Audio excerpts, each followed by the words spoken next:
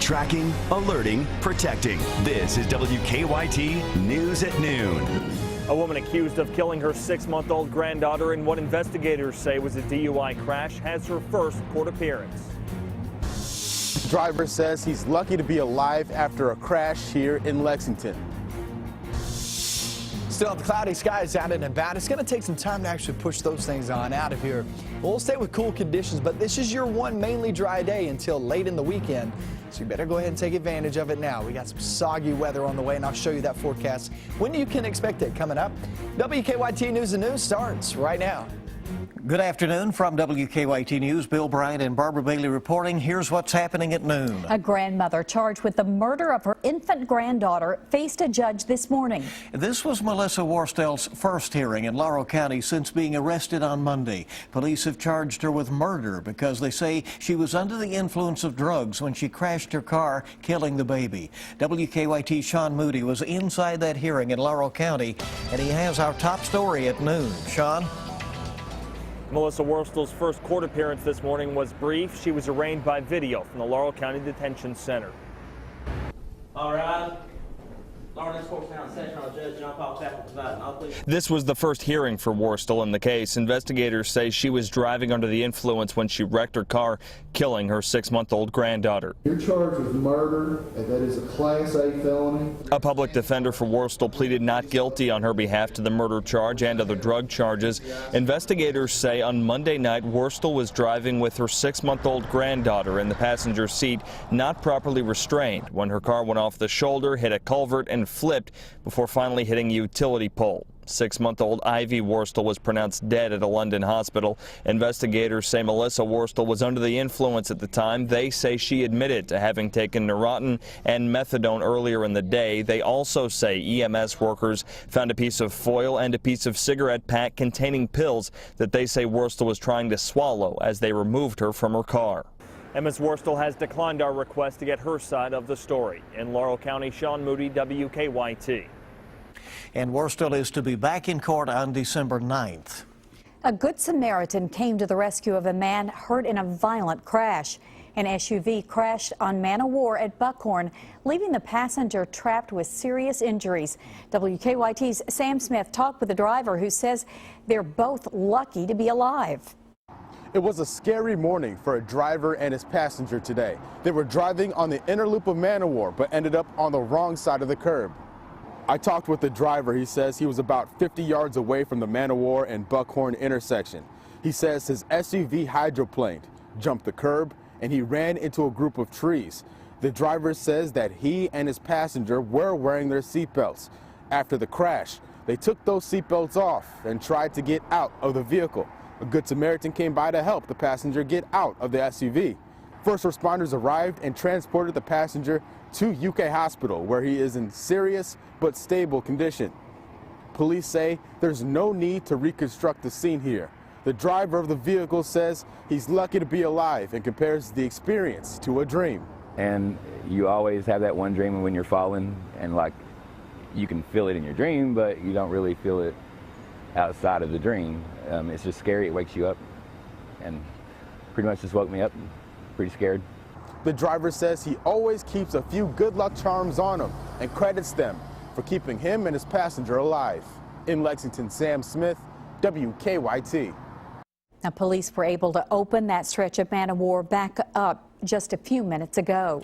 A fire forced employees at Lexmark out for a while in the cold today. We're told the fire started when a crew working on the roof accidentally set a patch on fire. It did cause some heavy smoke, but firefighters say the fire was small and they quickly put it out. Employees were allowed back inside after about 40 minutes.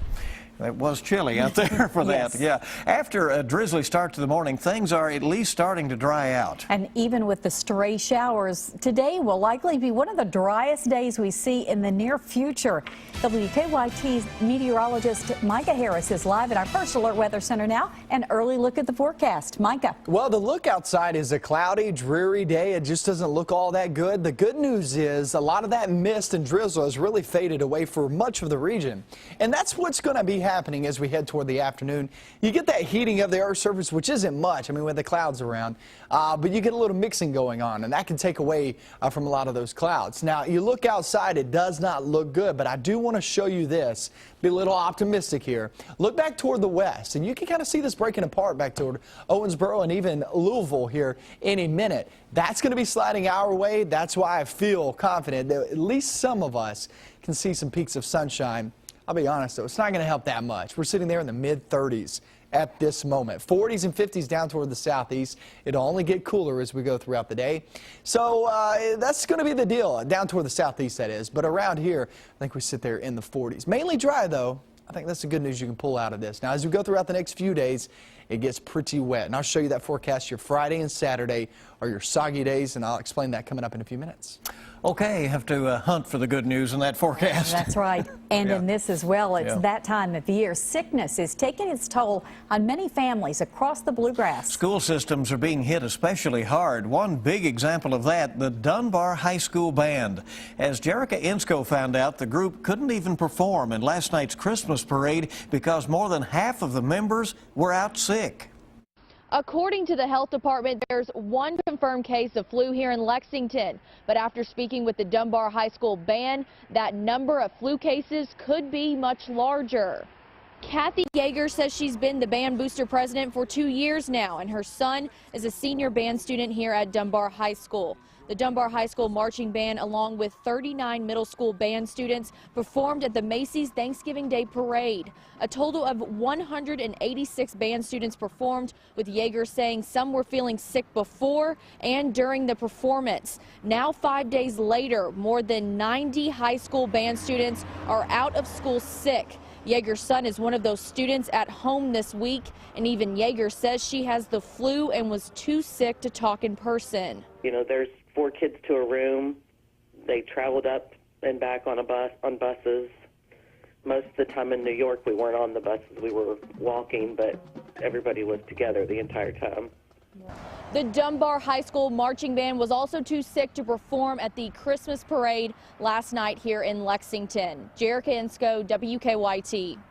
And we missed their music down there for the parade, but the band booster president tells us there is not a confirmed number of flu cases within the Dunbar High School band. 2 band members and band directors are also reported out sick, and some of them have been diagnosed with strep infections.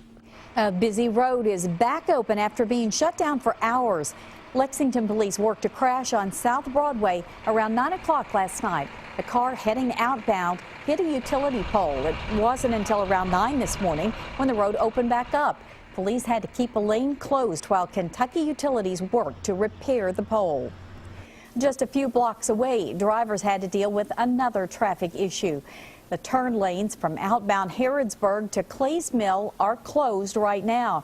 Crews are at the intersection repairing a gas leak. There's no word when that road will reopen. Crews may have to dig up part of the road to make the necessary repairs. We're tracking a crime alert this midday after break-ins at 2 Lexington businesses. Someone used a rock and smashed through a window at the Up in Smoke location on East New Circle Road. They stole cigarettes in that case. At around 4 o'clock this morning, the same thing happened at a Marathon gas station on Alexandria Drive. Police did not say if anything was taken at that scene. They also don't yet know if the crimes are in any way connected. Knoxville schools down in Tennessee are closed today, but grief counselors are there at some of the schools to help students who are dealing with the aftermath of a deadly crash, a terrible tragedy. A horrible thing to see. 2 school buses crashed into each other yesterday afternoon. 2 children and an adult were killed. At this point, Knoxville police say one bus made a sharp left turn and went across the roadway, hitting another bus. 20 children who were taken to the hospital are now back home. The NTSB is sending a crash investigation team to Knoxville. A community candlelight vigil has been planned for tonight. A man is in custody after leading police on a high-speed chase. State police say that chase started after Jonathan Curtis ran a stop sign and wouldn't pull over for the officer who witnessed it. Police say Curtis ended up hitting another car. He then took off running across a highway. A Fort Campbell soldier on his way back to the base says he had pulled over in a parking lot to stop and stretch his legs, and while sitting there, a man jumped into the passenger seat with a gun. I said, "Who are you?" And he said, "Don't worry about it." And like I said, that's when it all happened in like seconds. And then the police officers came up with weapons drawn, so I was like, okay, obviously I don't need to be here. Police caught up with Curtis after about 15 minutes. Back in 2012, Curtis was arrested in Shelby County and charged with fleeing and evading, and the police there in a similar scenario. Kentucky Senator Mitch McConnell may sip on a glass of bourbon today at the White House. Or at least talk, right?